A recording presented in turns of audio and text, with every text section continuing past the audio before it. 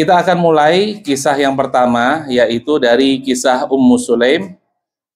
Ummu Sulaim ini adalah seorang sahabiah dan beliau adalah ibunda dari sahabat yang sangat mulia, yaitu Anas bin Malik radhiyallahu taala anhu.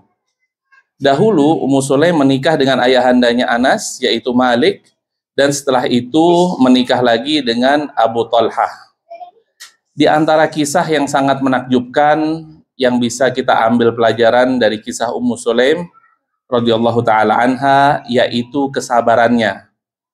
Yaitu di saat putra beliau bersama dengan Abu Talhah meninggal dunia, putra beliau ketika itu suaminya Abu Talhah, dan putra beliau meninggal dunia, beliau sangat sabar sekali dan beliau sangat ridho sekali atas keputusan Allah Subhanahu wa taala dan atas ketentuan Allah Subhanahu wa taala kala itu.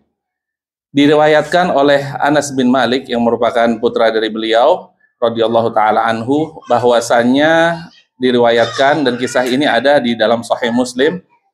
An Anas bin Malik qala mata ibnun li Abi Talhah min Ummi Sulaim faqalat li ahliha la tuhaddithu Aba Talhah bi ibnihi hatta akun ana uhaddithuhu.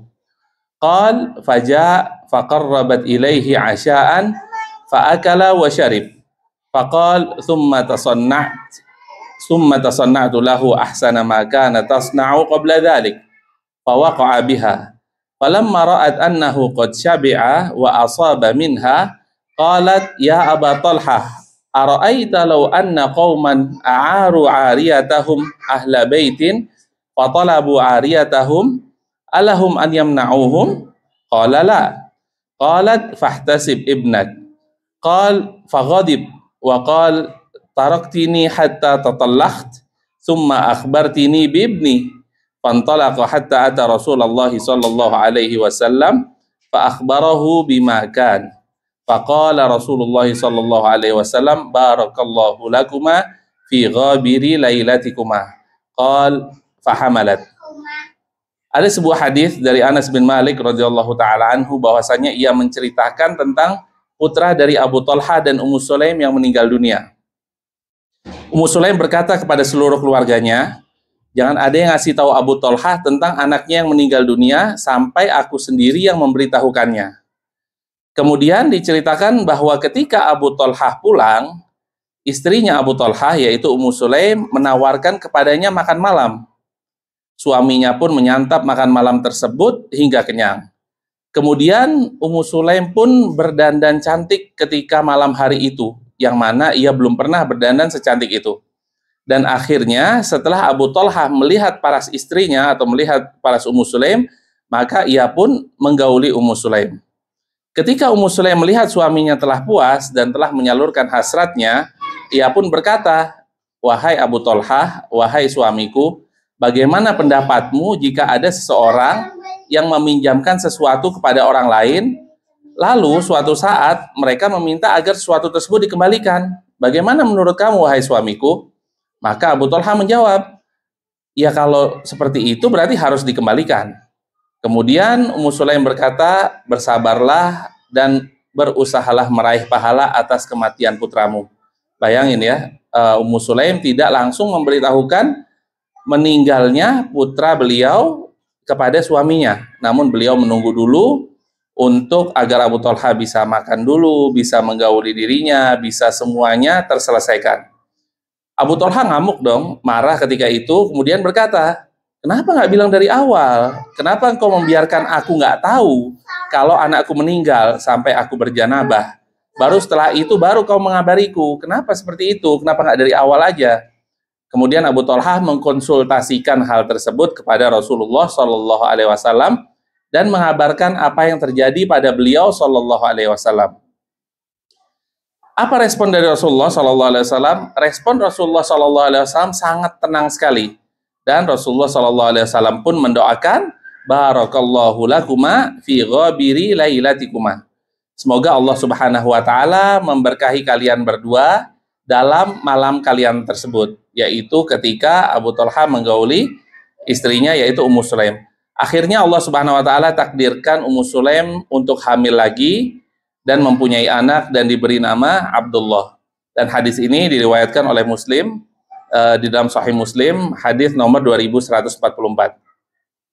Ibu-ibu sekalian yang dirahmati oleh Allah Subhanahu wa taala, kisah di atas menunjukkan keutamaan sahabiyah Ummu Sulaim. Dan dari kisah di atas kita bisa melihat bagaimana kuatnya kesabaran Ummu Sulaim. Sungguh sangat penyabar sekali dan sungguh patut kita ambil pelajaran dari kesabaran Ummu Sulaim. Sampai-sampai ketika putranya meninggal dunia pun, ia bisa sesabar itu. Beda ya kalau sebagian akhwat sekarang, anaknya nggak mau makan aja nelpon suaminya. Baba ini anak-anak nggak mau makan nih. Nah, padahal suaminya sendiri mungkin ya saat itu sedang sibuk, nulis risalah, atau sibuk ngerjain tugas lainnya, atau sibuk dengan hal-hal lainnya. Tapi insya Allah ini bukan istri Ana ya, karena beliau nggak begitu, alhamdulillah.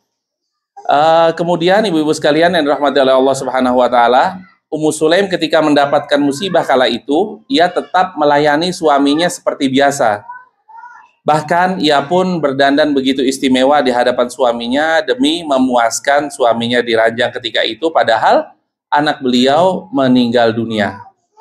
Tatkala suaminya puas, baru ia kabarkan tentang kematian putranya. Subhanallah, kita perlu mengambil pelajaran dari kesabaran yang sangat luar biasa yang dilakukan oleh Ummu Sulaim radhiyallahu taala anha, istri dari Abu Talhah radhiyallahu taala anhu. Di antara beberapa faedah lainnya yang bisa kita ambil dari kisah Ummu Sulaim di atas, yang pertama yaitu dianjurkan istri untuk berhias diri untuk suaminya dengan dandan yang istimewa. Namun kadang-kadang ya kita temui sekarang yang kebanyakan terjadi, yaitu ada sebagian dari wanita-wanita yang hanya berdandan ketika ingin keluar rumah, dan ini merupakan tindakan yang kurang terpuji, yang seharusnya ia mengambil teladan dari kisah Ummu Sulaim di atas, yaitu berdandan yang sangat istimewa di hadapan suaminya, walaupun ketika itu dalam keadaan berduka. Di antara pelajaran lainnya yang bisa kita ambil, yaitu istri harus bersungguh-sungguh dalam berkhidmat kepada suami dan membantu mengurus hal-hal yang bermaslahat bagi suami, seperti apa yang dilakukan Ummu Sulaim pada suaminya dengan menyediakan makan, memberes-beres, dan lain sebagainya. Kemudian di antara pelajaran yang penting juga yaitu mustajabnya doa Nabi Muhammad SAW, yang mana ketika pada malam hari itu dikisahkan oleh Abu Talhah, maka Rasulullah SAW mendoakan keberkahan bagi malam tersebut, yaitu malam ketika Ummu Sulaim dan Abu Talhah berhubungan. Akhirnya mereka pun dikaruniai lagi anak oleh Allah Subhanahu wa taala, yang mana anak tersebut dinamakan Abdullah, yang menjadi anak yang sangat soleh sekali berkat doa dari Rasulullah SAW. Kemudian juga ibu-ibu sekalian yang dirahmati oleh Allah Subhanahu wa taala, di antara pelajaran penting juga yaitu man taraka syai'an lillah awadallahu khairan min. Barang siapa yang meninggalkan sesuatu karena Allah Subhanahu wa taala, maka Allah akan ganti dengan sesuatu yang lebih baik. Kita lihat Ummu Sulaim begitu ridho dengan ketentuan Allah Subhanahu wa taala, begitu ridho tentang takdir Allah Subhanahu wa taala, yang mana takdir tersebut adalah takdir yang sangat pedih. Dengan keridoannya, maka Allah Subhanahu wa taala karuniakan ia lagi putra yang bernama Abdullah, dan bahkan Abdullah inilah yang melahirkan 9 keturunan yang kesemuanya menjadi para penghafal Al-Quran, sebagaimana disebutkan dalam riwayat lainnya. Bahkan mereka menjadi ulama sebagaimana disebutkan oleh Al-Imam An-Nawawi rahimahullah.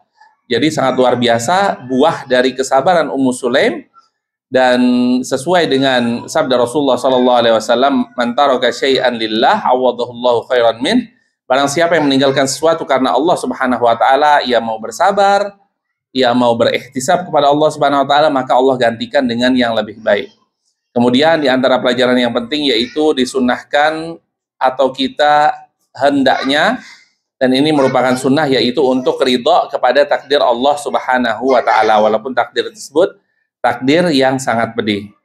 Kemudian di antara pelajaran berikutnya yaitu sesuatu yang bisa menguatkan kesabaran seseorang adalah dengan meresapi bahwasannya dirinya berasal dari sesuatu yang tidak ada.